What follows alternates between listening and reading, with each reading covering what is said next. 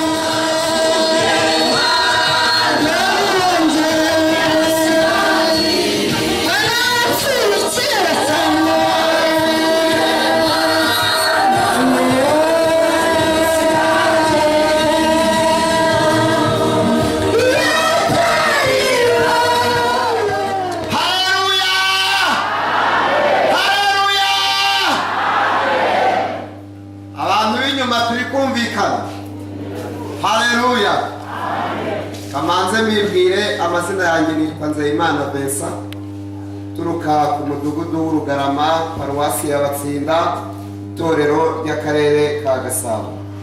Amen. Nashatse ko tuganira tuziranye kandi nashatse ko tuganira tunezerewe. Haleluya, haleluya. Abantu babaye nibongere banezerwa ariko niba wabaye none ejo uzanezerwa. Ibihe bihora bisimbura. Haleluya. Ntabwo nshaka kubona abantu bandakariye. Siko bimeze nimundakarira muramurakarira Imana. Nimureke twese tunezerwe. Haleluya. Haleluya. Bwira mugenzi wawe ngo mwifurije kumva ijambo neza. Haleluya. Kubera ko nuryumva neza riri buze kukugiramo umumaro kandi riragira imbuto muri wowe. Imana yacu nitugire neza. Aka kanya nasaba perezida waje uyoboye iyi gurupe abanze yegera ahangaha. Twari twibagiweho gato kubaha intashyo, abanze abahereza intashyo z'aho twaturutse. Amen. Twari twibagiweho gato tubabarira. Twatangiye intashyo zo ku mudugudu wa Kiyovu, niwo mudugudu duhuriraho twese iyo twateranye, bahaguruka tukazitanga.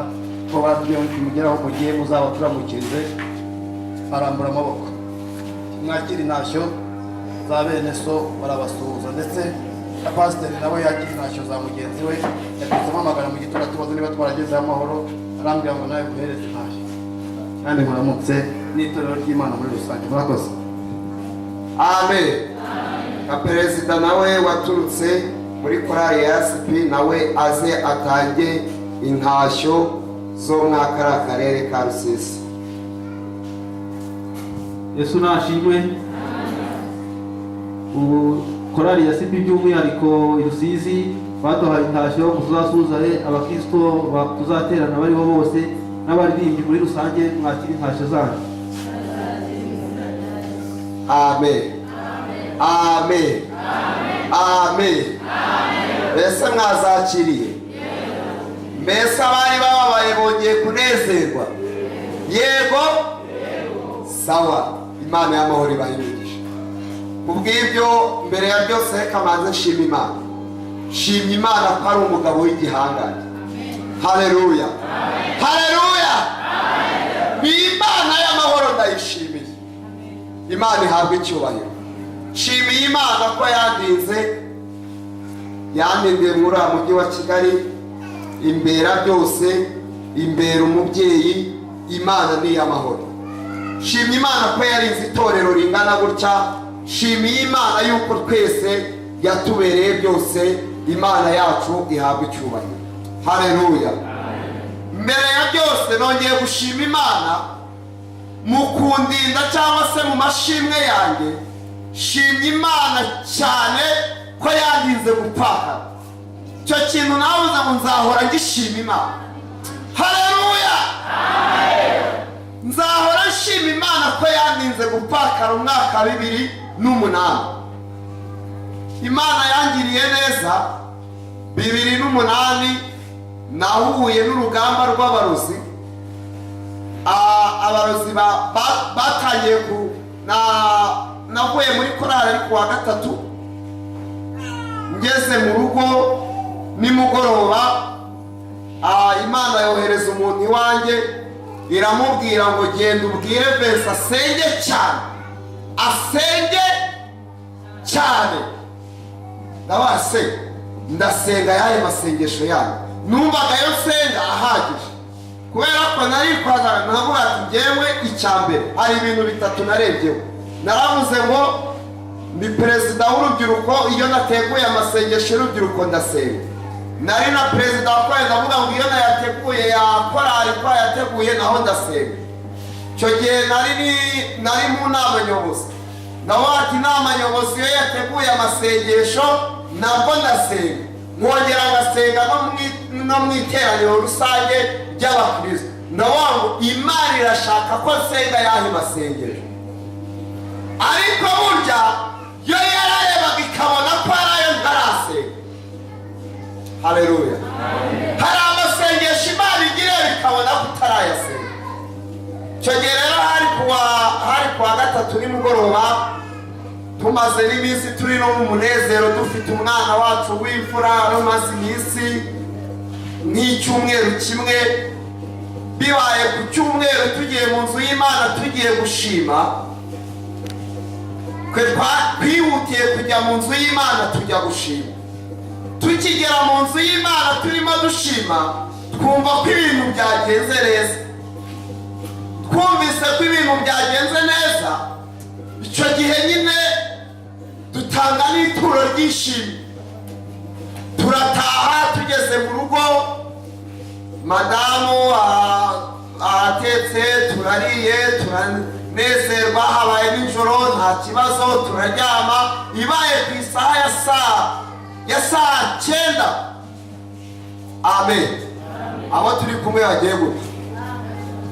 Ibaye ku isaha ya saa 9 za mu gitondo, nibwo nagiye kumva numva madamu yamfashe arangundira, nkajya numva rimwe aravuga ngo wankishije bariya abagabo 3 ndi kubona bambaye ibikoti by'umukara.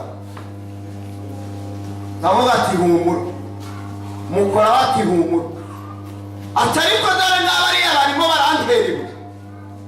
Ubwo mu gihe ngiri kuvuga ngo humura, nashidutse yafashe matera n'amashuka, mbona yayifashe, kandi abo yari matera nini rwose, nabonaga ko atashobora kubumba, ariko yarayifashe yimbumbiramo na wa mwana w'icyumweru kimwe, ariko atari ku mbaraga zari imbaraga z'abadayimoni.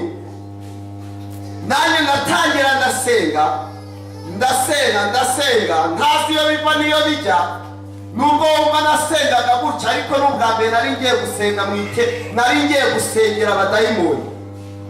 Ndasenga ku buryo nashidutse noneho ninjiye mu ndimi. Ubundi hari igihe abantu bajya babate kuki akenshi usenga ugasenga uri mu ndimi biba bimeze, njye ntaho byavuye. Ndasenga nibuka ni mu ndimi neza, ndasenga abadayimoni neza baranga, sinzi buryo ki numvise ijwi rimbwira. N'ubwa mbere nari ntangiye no kumva ijwi, numva ijwi riramwa ngo bafite umugambi wo kubanza kwica umwana. Noneho narabyutse ndi muri wa mwuka wo gusenga, mfata wa mwana w'icyumweru kimwe, ndakingura icyumba, mpita mujyana muri salo mushyira mu ikabati. Maze kumushyira mu ikabati, ndongera, cyakoze kabati yanjye yari nini, ahantu harya hasi umuntu ashyira nyine nk'ibyo kurya, ntabwo umwana muto yabura gukwirwamo. Mbamushyizemo, nsubira mu cyumba, ndongera ndasenga. Ubwo zibaye saa 10, cyakoze ibaye nko mu saa 2 gutyo, niko ntekereza. Inzu yari igikinze, abantu bumva turimo dusenga. Nagiye gushiduka, numva papa umbyara, numva yangezeho, ariko ntumaze ngo yaciye. Nawe numvisha ari mu mwuka gusa, ari mu ndimi, numva yagezeho nawe arasenga. Kuva izo saha rero, icyo nibuka nuko navuze amena saa 5 za mu gitondo. Gutangira isengesho saa 9 ukavuga amena saa 5. Ibyo bintu bibayemo gutyo, ndasenga. Bukeye mu gitondo ngira ngo byarangiye, biranga. Abanyamasengesho baraza barasenga, biranga, kugeza ubwo bamujyanye ku rusengero, biranga. Ariko ikigeragezo cyari cyageye. Imana itugirire neza. Ikigeragezo yari icyawe, aba ari icyawe. Ntugashwane mugenzi wawe ngo yanze kukigufashamo. Aho nihuse niho nibuka yuko igihe kimwe cyageze, ubwo burwayi tubumazemo imyaka 4, kubera ko yabumazemo imyaka 6. Tubumazemo imyaka 4, ariko muri icyo gihe aho nari ntuye, Imana yarambwiraga ngo have wimuke, kuko ndagushaka kuzajya gutura mu murwa wa Kigali. Haleluya! Ngewe nkumva kuzaba i Kigali bidashoboka, nkumva bitahari n'ibintu bitazebera, kuko Kigali nari narayishemo, nzi ubuzima bwaho, nzi n'uburyo bugora. Ndebye uburyo bugora ntabona ntazabishobora. Ngewe wari umuntu wikundira guhinga, nkeza imyaka, nkumva nta kibazo, nkumva rero hari ibyo ntazashobora. Ariko burya, haleluya, iyo umuntu ataragerwaho nibwo abona ko ari ibitashoboka. Muri icyo gihe rero nabayeho muri ubwo buzima. Ubu nzi uburyo umwana wavutse uwo munsi wamufata ukamwoza, nzi uburyo niba akeneye konka, nzi uburyo nshobora kumufata nkamushyira mu gituza cya nyina nkamwoza, nzi uburyo nshobora kuvuga ngo ageze igihe cyo kunywa amata nkamutunganyiriza amata akanywa. Ibyo ni ibintu byose tuze muri aka karere ka Gisagara twari tumaze igihe kirekire Imana itubwira ngo nimuhaguruke, hari abantu banjye ndi gushaka gukiza. Nyamara wowe waba uri mu bantu Imana yatubwiye ishaka gukiza, ukaba usigaye wicaye, ariko ndagira ngo ubwire ngo nawe haguruka. Aba bantu mubona baje gutya kugira ngo bemere bahaguruke baza aha ngaha, ndatekereza buri muntu wese kugira ngo abone na tike imuzana, ntimubarebe gutya, bashobora kuba kugira ngo bayibone barabanje kuyisengera, bayisengeye igihe kirekire, Imana irabyemera irayibahereza kugira ngo wowe igukize. None wowe usigaye wicaye uricara kubera iki? Nawe niba uri aha ngaha ngwino, haguruka uza aha ngaha, ngwino turagutegereje. Ntimuvuge ngo tugize vuba, ariko umunyabyaha umwe iyo yihanye mu ijoro bakora umunsi mukuru. Imana y'amahoro ihabwa icyubahiro. Aba bantu baje kwihana mbere y'uko babasengera, ntabwo mwahereza Imana amashyi n'impundu?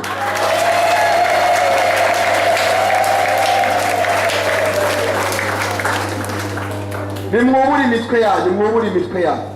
Ndasaba abayobozi ko bakwegera hino, bibaye byiza mwahundira abadiyakoni namwe mukegera hino, bigushaka ko dusenga sengesho ridasa kugira ngo ahangaha aba bantu birinde kuzasubira inyuma. Abantu baje kwihana ari ubwa mbere, bashaka kubatizwa mu mazi menshi, bashaka yuko abapasiteri babagira inama, bakumva yuko nabo bakira ubuntu bw'Imana, bakakira agakiza, bari ahangaha bakumva ko badashaka kuzasubira inyuma. Ni ukuri ibyaha iyo birimo wumva bikuryoheye, ariko igihembo cy'ibyaha ni urupfu rwo kurimbuka. Utavuga ngo umuntu wese azaca mu rupfu, ariko noneho hari abazarucamo ariko batazarimbuka, ariko wowe uzarunyuramo urimbuke. Niyo mpamvu rero dushaka kutazarimbuka. Abantu bumva ko ari ubwa mbere baje kwihana bagire gutya, bashaka no kubatizwa mu mazi menshi bagire gutya. Imana ibaha umugisha. Ndumva ubwo abayobozi bababonye muraza kuraba uburyo cy'abayobozi babagira inama. Reka muzenguruke aba bantu kubera ko ni ibintu by'igico. Muhereze pasiteri mikoro, niwe ugiye kudufasha gusengera aba bantu. Roberezo tire glory style. Kandi turifuza ko mwa abantu b'Imana muguma mu nzira nziza nyabagendwa, muyigumemo, ntimuzasubira inyuma. Ku wa gatanu hano haba hari amasengesho, baraza gutangaza isaha atangirira. Namayeri ishimwe rirakomeye. Ni ishimwe ry'umunyonzi sha. Marene Adamu abivana. Ishima n'Imana nuko navuye hose